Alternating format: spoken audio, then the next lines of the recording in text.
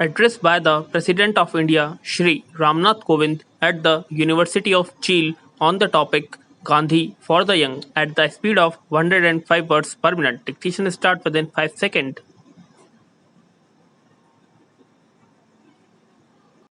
Start. I bring warm greeting to you from the people and the youth of India. As countries, we may distanced from each other, but as societies, nurtured and nourished by the Andes and the Himalayas, we have much in common and much to share.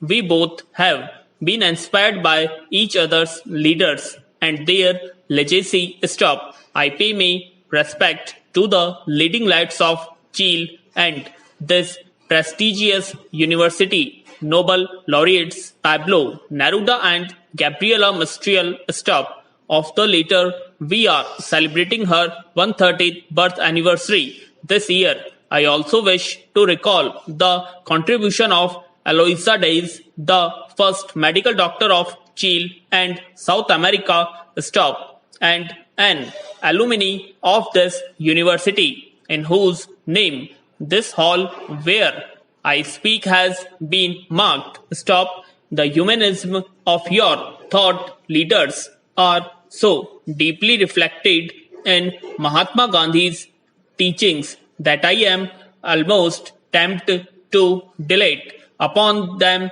Stop. But that I have for another day. Stop. From Chile to China, from Mexico to Malaysia. On 2nd October, the International Day of Non-Violence, this year, the world will celebrate the 150th birth anniversary of Mahatma Gandhi. Stop.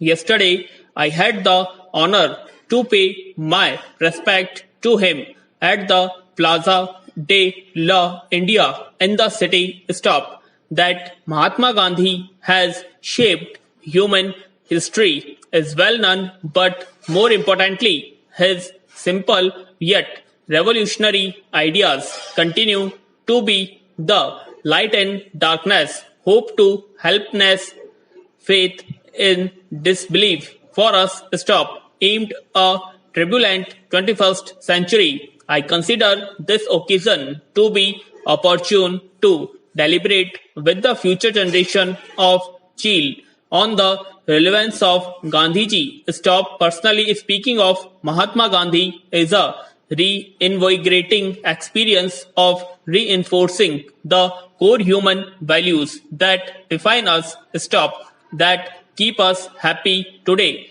I invite you to engage with this legendary leader in a creative and meaningful way. Stop. My dear students, Mahatma Gandhi, the father of our nation, brought us freedom through a non-violent struggle. Stop. His political strategy resting on the moral force, a force that he called truth force or soul force, was unique and novel. Stop. His life had several forces, each more meaningful than the other. Stop.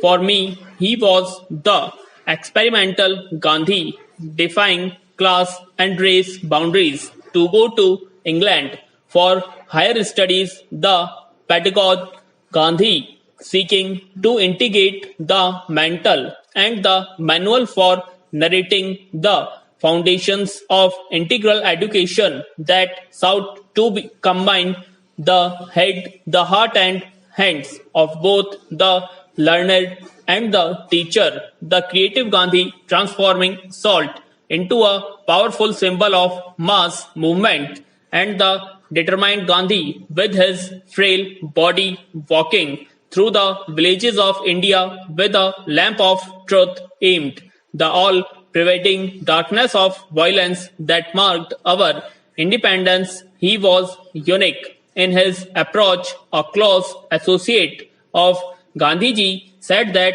the Mahatma combined both Kranti, that is revolution, and Shanti, that is peace, in his being. This made him an inspiring illustration of courage and struggle, the courage to retain the clarity of thought and conviction even aimed the roast from of turmoil. You would also know that Mahatma Gandhi inspired many others who were leading revolutionary struggles such as Martin Luther King and Nelson Mandela. Stop. Gandhiji influenced the activities of freedom and civil rights movements in all five continents of the world. His main guiding principle was truth. His life a continued exercise in discovering and pursuing satya or truth. Hence, the term for his movement, satyagraha, which essentially means insistence on truth. The tools that he used in pursuit of satyagraha was ahimas or non-violence. Stop. He believed morality to be the foundation of life and conduct, and truth to be the end objective of life. Stop. For him, truth and love were same as God, and he sought to realize God by serving humanity. Mahatma Gandhi belonged to all cultures and he drew from all religions. Stop. While deeply rooted in Hinduism, Gandhiji was also influenced by Christianity, Buddhism, Jainism, and Islam, as also by thinkers such as Tolstoy, Ruskin, and though he thus came to represent the confluence of all that was best in the East and West. Stop. Ladies and gentlemen, we also remember Mahatma Gandhi for his advocacy of the theory of universal love and compassion. Stop. On one level, this translated into his belief in Vasudev Kutumbakam, that is, the world is one family. Stop. It meant tolerance and openness to different cultures and ideas and the non-application of any judgmental criteria. Expect the criteria of truth on another level. This manifested itself in his philosophy of Sarvodaya, or the uplift and salvation of all. He believed that all action should ultimately aim at enhancing the dignity and destiny of all human beings, no matter how socially or economically disadvantaged. Stop.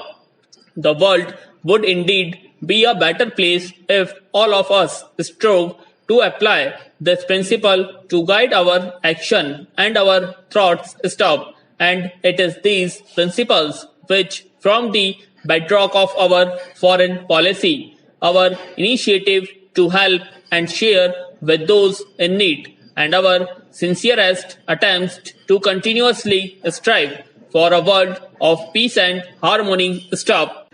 Mahatma Gandhi carried his concept of universal love to include living in harmony with nature. Stop. He advocated both sustainability and ecological sensitivity at the time when the Industrial Revolution and increasing mechanization were the mantra guiding the world. Stop. He promoted concepts which are now ancient in the Sustainable Development Goals adopted by the United Nations. Stop. In our own approach to combined development with environment protection, we have been guided by his technique. He would say, and I quote, Earth provides enough to satisfy every man's needs, but not every man's greed. Our global initiative to set up the